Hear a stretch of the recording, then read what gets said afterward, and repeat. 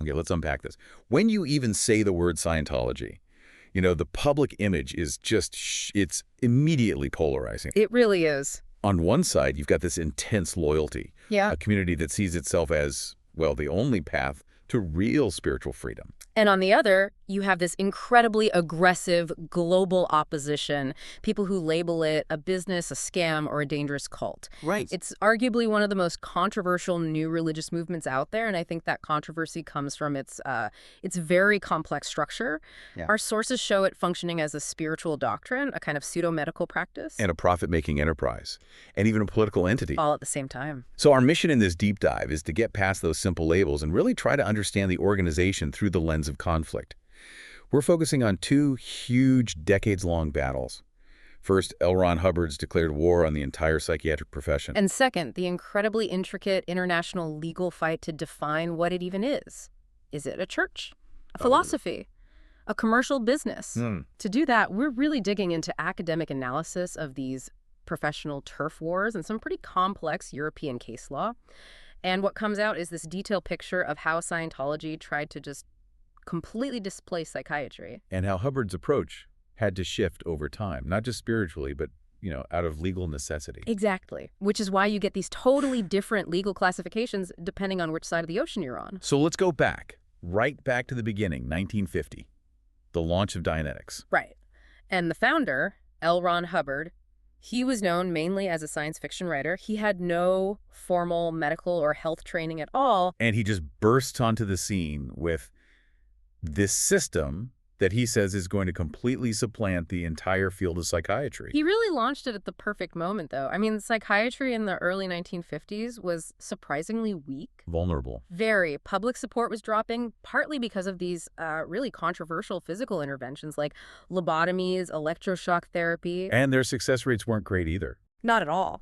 So psychiatry was holding on to its power mostly through, cultural legitimacy and state support. There was this huge vacuum for a charismatic competitor to step into. And Hubbard's claims were not modest. They were astonishingly sweeping. Absolutely. He marketed Dianetics as the modern science of mental health. Yeah. And he claimed it could treat, and I'm quoting here, any and all inorganic mental and organic psychosomatic ills with assurance of complete cure in unselected cases. A claim of 100% success. For everything from depression to ulcers, it's a huge claim. So what was the core mechanism? How did he say this worked? It was a process called Dianetics auditing. The idea is you have a trained auditor who directs the patient, or as they call them, a pre-clear. So a pre-clear. Right. And the auditor guides them to mentally revisit traumatic memories, these things he called engrams. Engrams. And they're supposedly stored in the reactive mind. Exactly. The pre-clear confronts these engrams over and over until they're supposedly completely erased, and then erasure. That's what gets you to the state of being clear. So what does clear actually mean in this doctrine? It's not just, feeling better, is it? No, not at all. According to Hubbard, being clear is a state of total mental stability. He claimed it could result in a significantly increased IQ, even immunity to certain diseases. It's supposed to wipe away all the psychological baggage that makes people act irrationally. And he worked really hard to project this professional, scientific-sounding image. Intensely. He set up journals, handed out doctoral titles, and in 1952, he introduced a device called the E-meter. Which adherents believe helps diagnose what's happening in the reactive mind. Yes. And crucially, he always insisted Dianetics was a science of mind. He was very clear, this is not psychology, it is not psychiatry. He was carving out a separate, superior territory. But the scientific and medical communities, they weren't having any of it. Not for a second. The rejection was immediate and total. Big journals like the Journal of the American Medical Association and the American Journal of Psychiatry just refused to publish anything, citing insufficient evidence. And the critics were blunt. Oh, yeah. They called it irresponsible by accepted scientific standards and a new system of quackery. Here's where it gets really interesting, because that rejection wasn't just ignored, it was seen as an act of aggression. It was. And Hubbard's response was to declare a worldwide war against the psychiatric profession. This wasn't just metaphorical infighting. No, this was a declared campaign. He told his followers to basically reduce psychiatry to this ineffective, dangerous version of Scientology. But the most surprising tactic was how he used Cold War politics. Geopolitical. How does that even connect to a turf war over mental health? Well, he essentially nationalized his claim. He tried to delegitimize the entire field by saying that psychiatry, psychology, and psychoanalysis all came from Russia, Germany, and Austria. So he's framing them as foreign threats. Exactly. And in contrast, he positioned Dianetics and Scientology as truly American. He aligned them with this anti-communist, anti-European feeling that was so strong in the U.S. at the time. So it wasn't just a medical rivalry anymore. It was a fight for the soul of the West. That's how he framed it. And he made his ultimate goal absolutely explicit in a 1968 directive that he titled, chillingly, The War. What did it say? In it, he declared that psychiatry and so-called mental health were a vehicle to undermine and destroy the West. And then he states their intention, quote, "Our error was in failing to take over total control of all mental healing in the West." Well, we'll do that too. Wow. Not coexistence, but total replacement. Total jurisdictional replacement. Okay, so with that level of external hostility, let's pivot to the inside. How does an organization like this maintain such totalizing control and loyalty? That brings us to their core structure, right? The bridge to total freedom. The bridge is absolutely central. It's this massive progression chart outlining thousands of steps a member has to take through auditing and training. And it's a very costly and time-consuming process. Extremely. It's designed to move a member from being a pre-clear through the state of clear and then ultimately to the final spiritual goal, operating Thetan, or OT. And what does being an operating Thetan mean for someone? It's defined as becoming a being who is, quote, knowing and willing cause over life, thought, matter, energy, space, and time. So complete spiritual liberation. Essentially, yeah. Where you supposedly gain extraordinary abilities. But getting to those levels is structured, it's mandatory, and it is very expensive, which ensures this continuous financial engagement. And that whole structure is reinforced by the Sea Organization, or the Sea Org. The Sea Org is the backbone. It's the elite management unit. They exclusively staff all the key management organizations around the world. Members wear naval uniforms, they have ranks. It's all based on Hubbard's fascination with military hierarchy. And the level of commitment.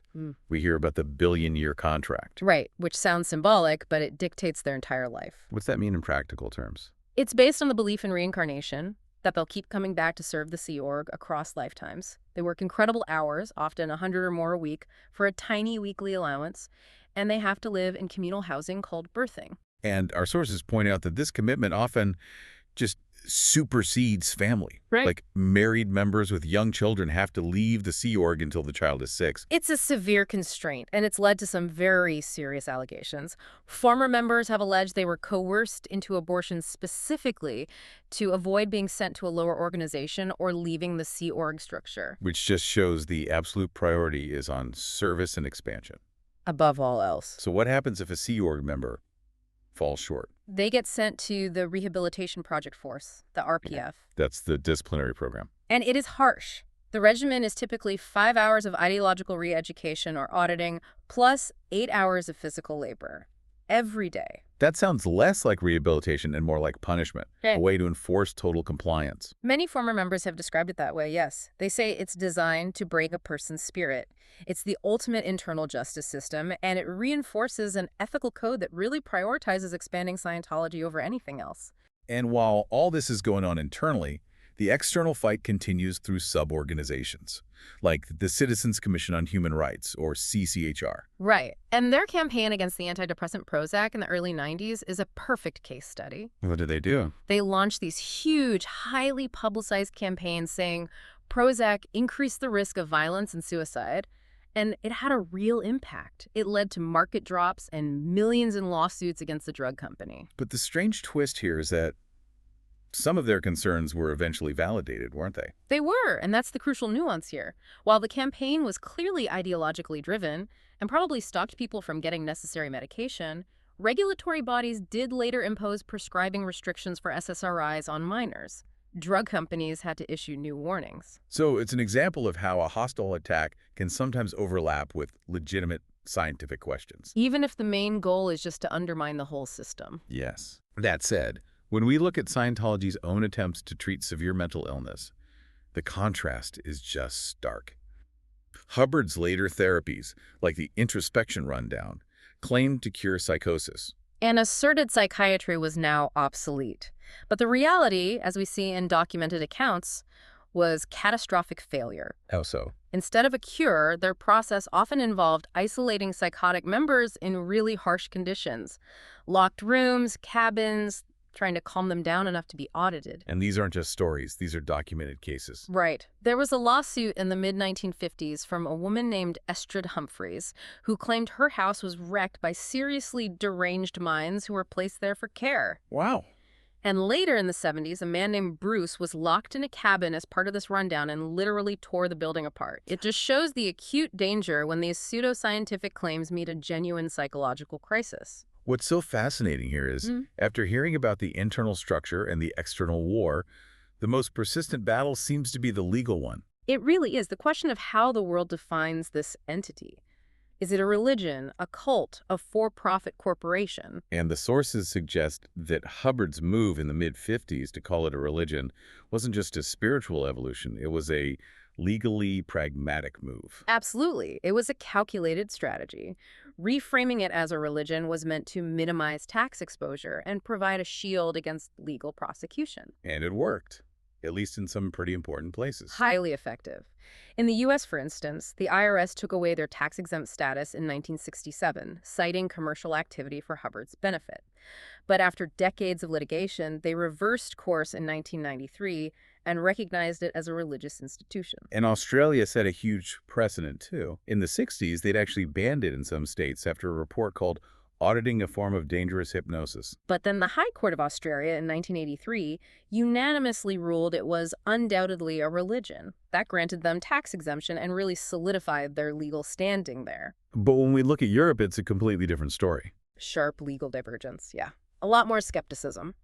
Early UK rulings struggled because they noted a lack of, reverence or veneration of God in the traditional sense. They called it more a philosophy. They eventually broadened their definition of religion, but that initial hesitation is telling. It is. And then you have Italy, which is maybe the most complex case of all.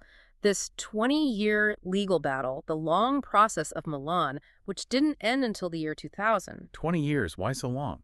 Because the judges had to decide if it was a religion before they could even properly assess the criminal charges, fraud, and extortion that had been brought against some members. Ah, so if it's a religion, then certain activities might be seen as protected religious practices instead of corporate fraud. Exactly. The legal classification changes the very nature of the alleged crime. But then France took a totally different and I think a really insightful approach. France is the counterpoint.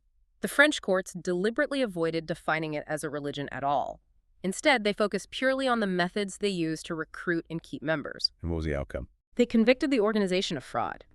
A conviction upheld by their Supreme Court in 2013, specifically because of deceptive maneuvers in their practices. It was a clear rejection of their professional legitimacy, regardless of any religious title. So you have this huge international legal fight, often ending in them gaining religious status in places like the US, Italy, and Australia. Huge legal power, massive tax benefits. But who is this organization actually serving? That is the question, isn't it? For all the legal complexity and the aggressive rhetoric, the sources suggest the active membership base is actually pretty small. The claims of millions are inflated. Very likely. Probably cumulative totals of people who took an introductory course decades ago. A 2008 estimate suggested only about 25,000 active members in the U.S. For Germany in 2021, the estimate was just 3,600. So it's an internationally dispersed movement that wields this massive legal and political influence, but with a pretty small core. That's what the data suggests. So what we've really unpacked today is this profound dichotomy. An organization that fought for and won religious status, giving it tax and legal shelter, while at the same time, it's executing this declared decades-long war against its main rival, psychiatry. And using everything from sophisticated PR to pseudoscientific claims and these very controversial internal disciplinary practices. And it all brings us back to where we started. Dianetics launched in the 1950s, precisely when psychiatry was at its weakest. But since then, psychiatry has evolved dramatically. It's adopted empirical standards, especially after the DSM classifications came in 1980, and it has had verifiable pharmaceutical successes. Whereas Scientology views Hubbard's work as perfect finished technology. Exactly. Their core doctrine has been largely static since the 1970s. This raises an important question. Given that fundamental difference, a static proprietary doctrine on one side and a rival profession that is constantly striving for empirical self-correction on the other, how should the public and the legal system ultimately reconcile a group whose entire self-proclaimed mission is to replace a constantly evolving field of science? It's a tension between fixed ideology and flexible discovery that exists far beyond just this one organization. Something for you to consider long after this deep dive is done.